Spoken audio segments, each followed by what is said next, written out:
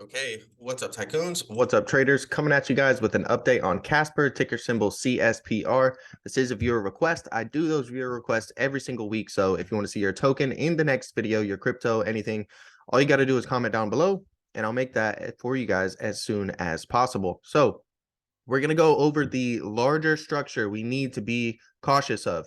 Things do look bullish at the moment. They have been bullish. We were able to break out past our previous supply zone. That's what this red box is right here. After bouncing multiple times in our demand zone, the green box right there. Now we've got some bullish price targets to the upside if we're going to continue this bullish momentum, but we need to pay close attention to the MACD. All right. There is something known as an exit signal that's flashing right now. And, we are seeing a little bit of a pullback in Casper. So we're really going to break down all of the scenarios so that way you guys are properly prepared for a move to the upside or the downside and you won't be caught by surprise.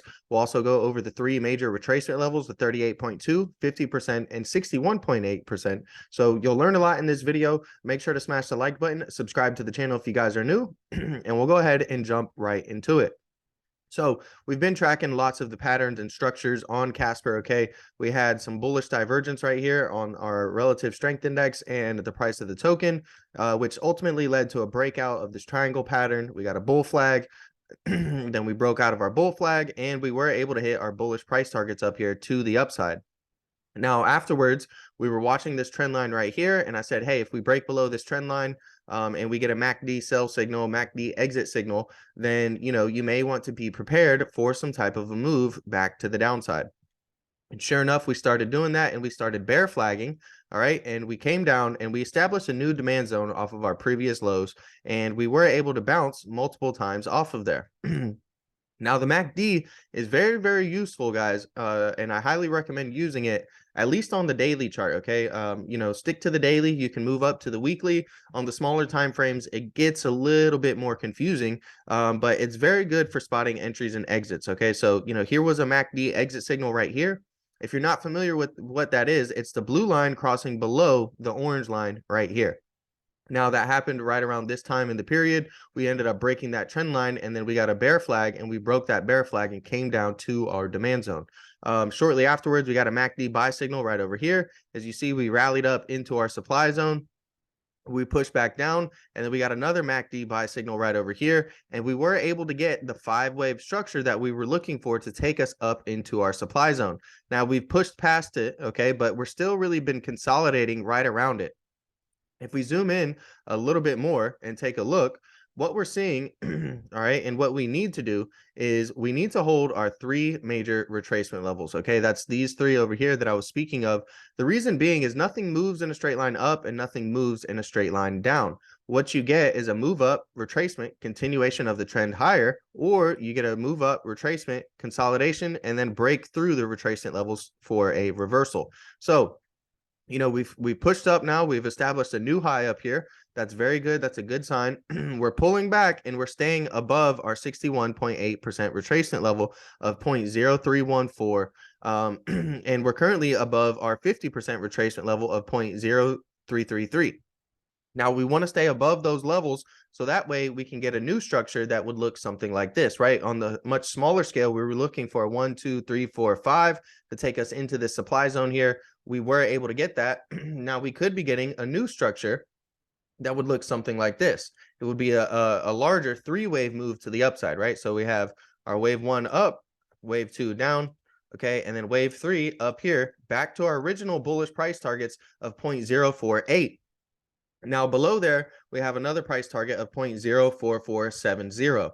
So if you're looking to establish some positions, it's not a bad time. You just need to be aware that we did get the MACD sell signal. So you need to have some type of a stop loss or some type of risk management. That way, if Casper collapses back down into this demand zone, you're not caught totally off guard. Remember, we took a look at the MACD sell signal over here, and it predicted a very large move to the downside.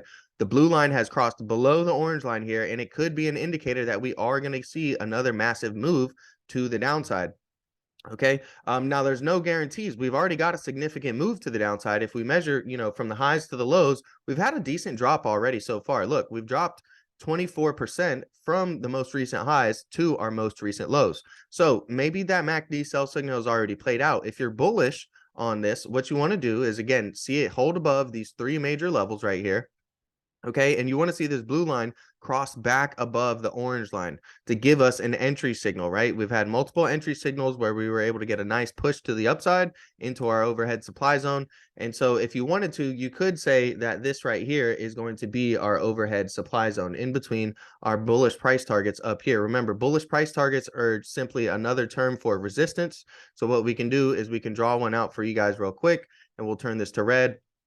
And you can see that this would be kind of our overhead supply zone where we have sold off in the past, previous times before, right? We entered into these areas. We weren't able to close above these areas on any of these candles. And ultimately, you know, we pushed down lower, we re-entered it, and then we ended up pushing down lower and reversing afterwards. So pay close attention to these levels up here. If we do rally up into them, you want to have some type of, you know, profit taking goals. You don't have to sell the whole position in case things continue to rally, but you essentially, you know, just want to be prepared and make sure that you are taking profits and actually capturing those gains versus just letting the price rise and continue to go, you know, higher without actually selling or taking any of those profits. Okay.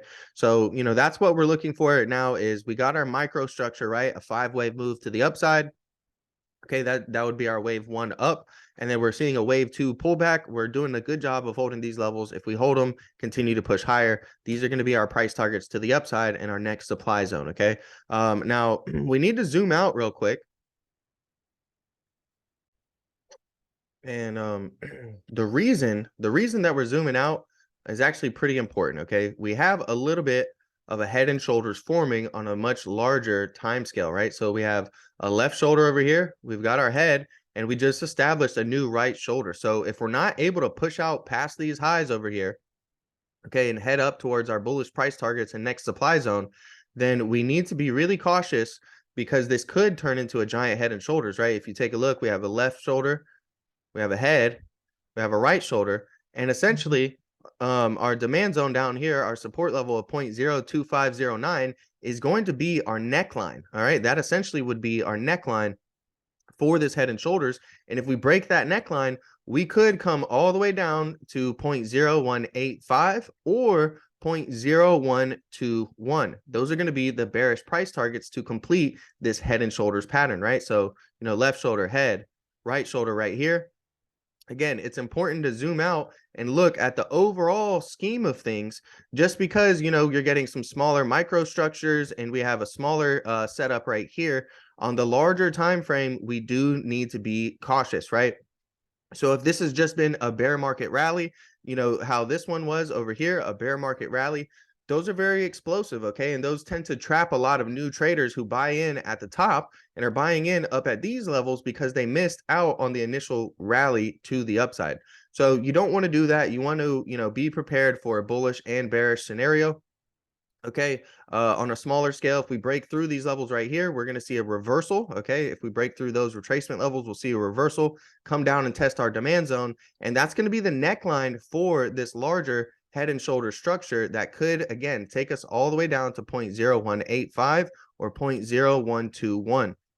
So be cautious, you know, stay safe out there, traders. And if you enjoyed this video, smash the like button, subscribe to the channel. All right, I'm dropping viewer requests every single week. So if you want to see your token, your crypto in the next video, all you got to do is comment down below and I'll be happy to make a video on it for you.